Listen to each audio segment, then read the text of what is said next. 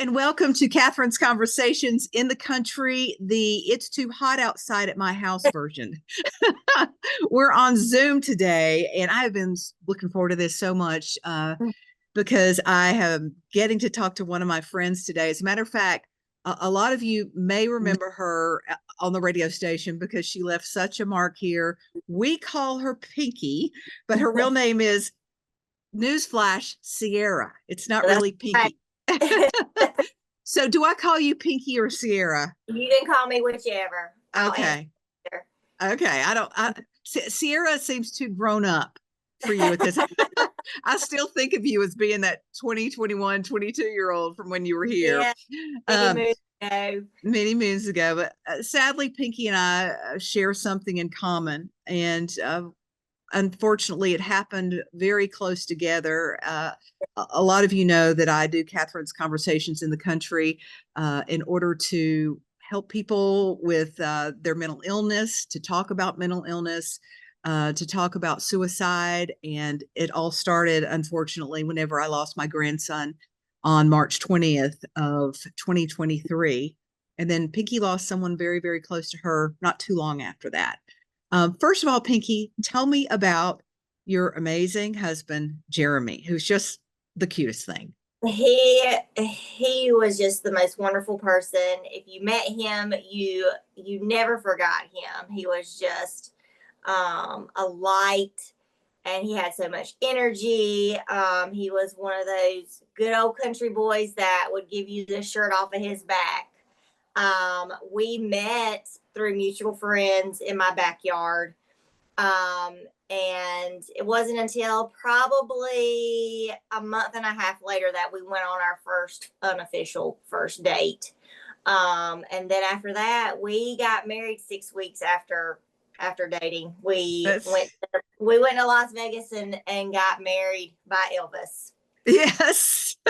I love your, whenever you just got married, you're in this beautiful little silver sequin little cocktail dress, and you're like, throw those hands up. And you guys got married. Yep, we did. And we didn't tell anybody. Like my mom knew because she gave us my great grandparents' rings. And then just a few girlfriends knew. So we shocked everybody. I mean, people still talk about it. They were like, yeah, because we were from 2 different counties. And they're like, we just heard Jeremy got married. Who did he marry? I don't know. Some girl from Richmond County. Well, and you guys were married for how long? We were married almost 4 years. So he passed away 2 months shy of our 4-year anniversary. And how did he pass? So he took his life June 29th, 2023. So just a short time after I lost my grandson. Right. Yeah. And it was a week after his birthday. Wow. So he had just turned 38. He lost his best friend the same way, almost 5 months to the day prior. And he carried a lot of unwarranted guilt, I would say, about that, because his best friend he had a lot on his shoulders. And he was in a toxic relationship. That was the thing that was most pressing that Jeremy saw. And they had spent all of that Sunday together, and he tried to get him to leave home. And they only made it about 5 minutes down the road, and his best friend was like, take me home. I love her. I don't feel like I've done anything wrong, but I'm going to stick my tail between my legs, and I'm going to apologize. So he took him home, and he was like, I love you, man. And got out of the car. And then at 4 o'clock the next day, we're getting phone calls that, there's police over there. There's been shots fired and everything. And he was gone.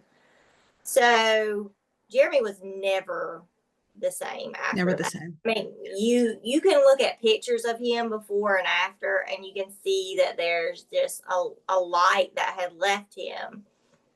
And they were so much alike. And I say this all the time that, like, best friends can be soulmates, twin flames, whatever you want to call them. It doesn't have to be romantic for people to be so much alike and so connected, because those two were for 20 years. And it was just really hard for him, as you can imagine, losing your best friend. And he was seeking help, but that was one thing he would never open up about. Mm.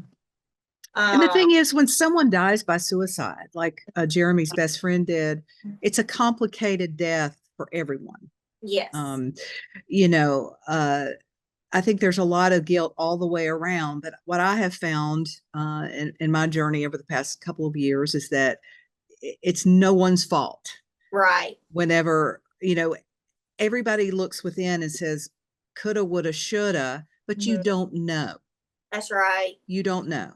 Yes. And, you know, that's why I think it's so important that you and I are talking and that we keep the conversation going about talking about this. Yes. If you're feeling a certain way, or the more talk, the better. Absolutely. You know, not weak to speak. Yes. Thank you for saying that. Especially for men. And just the more that we can talk about this, the better. I don't mention his friend's name because his family does not want to be associated with this. And it really breaks my heart. It has broken my heart since the beginning of this year when they told me that. Because that's not making the situation better for anybody when you sweep it under a rug. And at the end of the day, my husband just couldn't handle that. And so it's like, if you're not going to speak about one, how are you not going to speak about the other, in my opinion? But yeah. So he lost his life because of that mental struggle. Absolutely. And maybe he just didn't know, you know, how to process. You never know what was going through your husband's mind. And I think, like, they were each other's secret keepers, and the ones that, you know, they could talk to about anything. And I mean, and as his wife, that hurt that I couldn't be that person for him. But it's also, I feel like, a male thing as well. You have a male to talk to if you're going to talk to them about anything. And there were people after Jeremy died that said, you know, he saved my life. I was going to do that exact same thing, and he stopped me from doing that. And I know two specific people that he did help. And people were like, why didn't he call me? Why didn't he call me? And I'm like, because he didn't feel like he could do that. There were plenty of people that he could have talked to.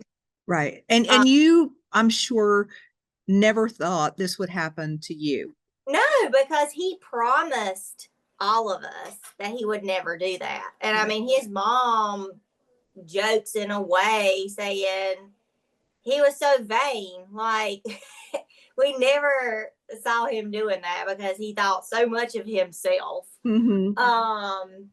So yeah, it was just something I never saw coming. And I mean, I lost my first cousin the exact same way in 2018. And that hit me really, really hard. And I never thought that it could hit me any closer to home than that. Right. Exactly. And when I had to call people and tell them, like, my words that I use is Jeremy's gone. And they're like, where's he gone to? Where'd he go? And I'm like, yeah, he's in God's kingdom. Yes. Oh, yeah. Yeah. Well, you're amazing. You're so strong. We're going to talk about what you are doing with your pain to help other people here in just a little bit.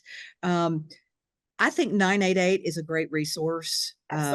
If people are feeling any kind of way, I've used that number myself. It's not just for a suicide crisis hotline, it's for mental health as well. The American Foundation of Suicide Prevention, AFSP.org, the National Alliance on Mental Illness, NAMI.org, are some good sources. And you're doing something really incredible to help others as well. And we will get to that next time. Thank you, Sierra. You're welcome.